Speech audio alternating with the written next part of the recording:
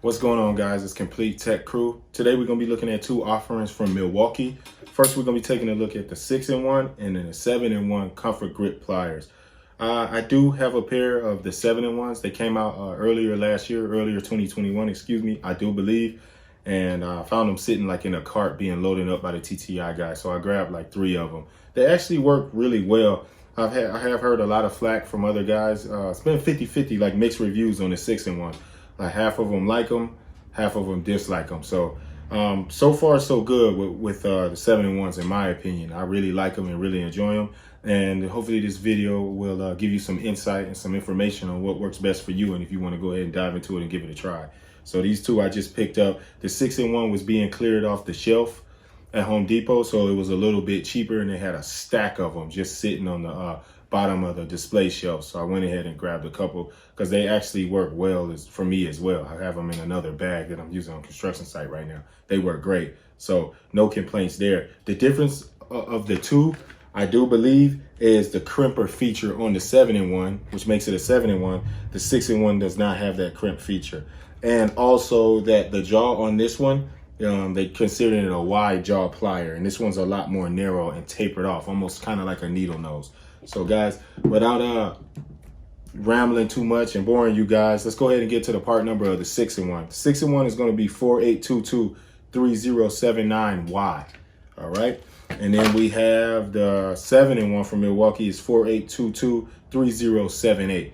So let's go ahead and get these packages popped open and go ahead and test them out.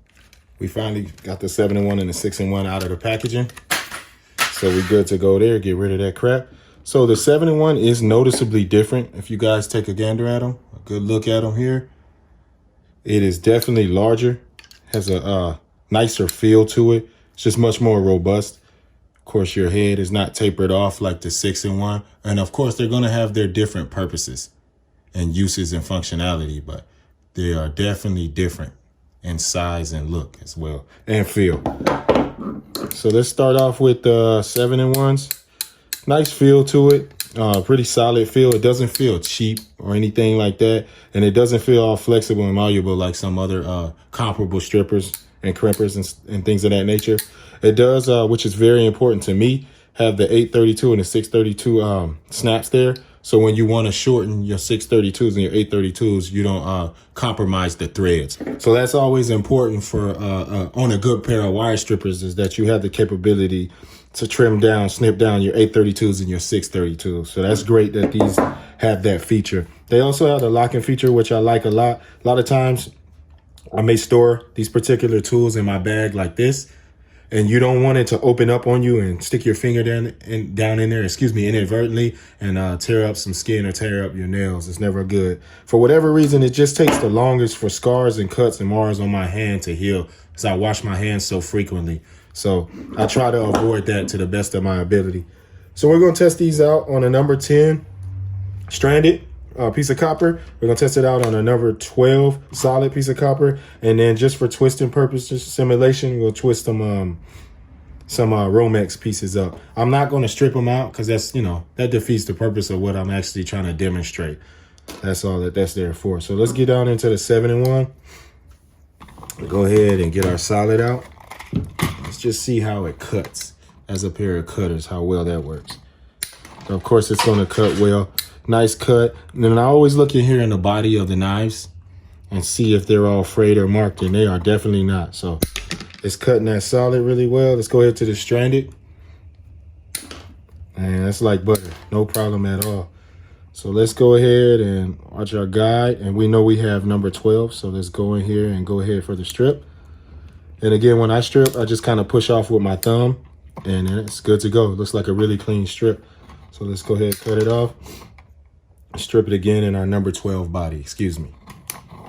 Yep, really clean, smooth strip. So let's go ahead and strip this stranded number 10. So let's find our number 10 slot. Go here. Give it a little twist and pull off. Very clean, no nick, no mars. So it is calibrated really well, or it seems to be calibrated really well. So good job on that one, Milwaukee. And I always give it a little twist and then a push off. I don't dig when I'm twisting. I'm just trying to score the wire or the jacket itself to the best of my ability. I didn't mean to say wire, the jacket. So yeah, that seems to be performing really well.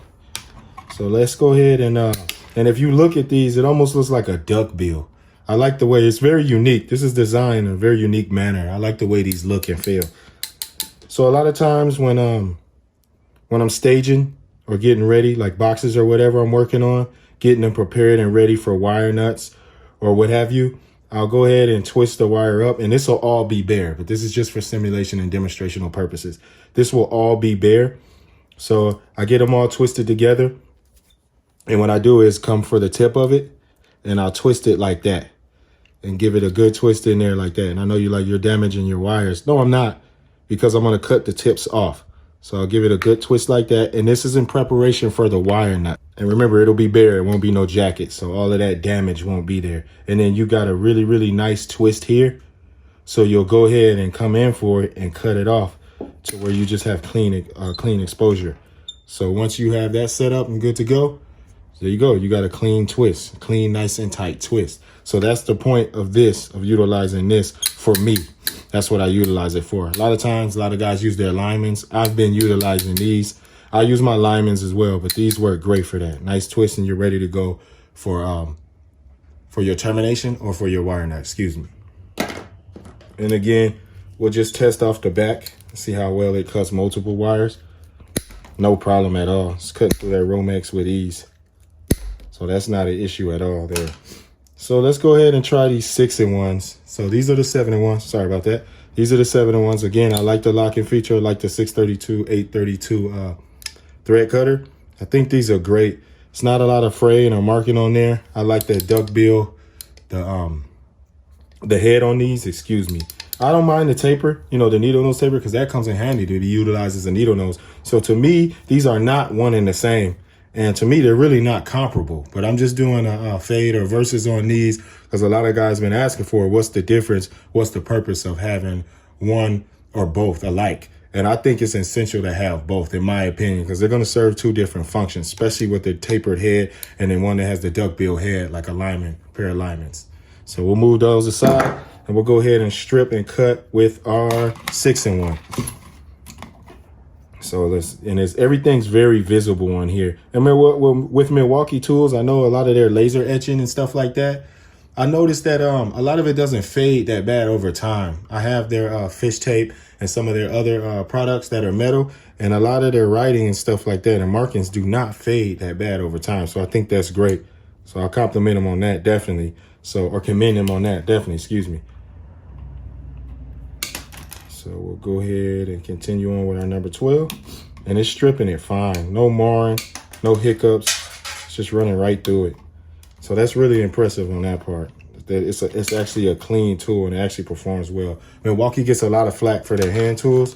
Some are definitely not that great. Like they have some diagonal cutters that are smaller and a smaller profile. Those are not good at all. But then they have a different style of diagonal cutter that is really extremely difficult to find, and those work and perform well. So we'll go ahead, and it's number 10 stranded, and I always give it a little twist and then push off with my thumb. That's just how I do it to keep from damaging the wire, and it's actually performing very well. Again, guys, these are both great tools. They feel great, they perform great, have no issues. See, they cut really well. And I always look in here. That's how you know you got a cheap, crappy pair of knives on your or a crappy tool. If they're dulling out based off cutting simple things. I've cut nails with these. I've cut multiple things with these and haven't had any issues. So, and just apply a little more force and you're good to go. Great tool, great feeling tool, great looking tool. I like that spring action. And most of all, I like that it can lock back. Some don't lock back, like Ideal. And most brands, they have the option not with the locking feature on there, to be able to close it up. That's important to me because a lot of times I store my tools just like this to make more space in my bag, as opposed to having them stored down like that wherever I'm working with. And it helps me identify the particular tool. Particularly if you have these, you'll know which one is which, but if you're on the fly, it may not fare that well for you. So again, guys, that's just the difference of them. I hope this was insightful. I hope this was informative and helpful. We didn't really want to make this one too long, but both of these are really great. Like I told you, I have a couple out in the field already utilizing them. I'm glad I can get these in my third tool deployment set up. So I'm building that out right now. I'm excited about that. So these will go right down in there. The 6-in-1 is 48223079. 7-in-1 is 48223078. And that one has a Y on it on the packaging. I'm not sure what the difference is versus the 6-in-1, the etched on here or on the package. Not quite sure, but I'll figure that out and put it down in the description if it means anything or matters. So guys, thank you so much again for rocking with me. I appreciate you guys, everyone who subscribed. Thank you guys so much for subscribing, liking, commenting, and sharing. Thank you to all those who have left feedback, comments, and sharing some great ideas for future videos. I'm working aggressively right now, publishing some good content, trying to get it all edited up, and continue to share, all the feedback that you guys possibly can and ideas that you have for future videos. Let me know what you want to see. Let me know what you want to unbox. 9 times out of 10, I already have that item and I just haven't gotten around to it yet. I have a ton of tools that I want to dig into. But if it doesn't help you guys or doesn't benefit you guys, there's no point in filming or posting it up. So guys, let me know what you're looking for, what you need, what questions you have, and all that good stuff, and I'll get you taken care of.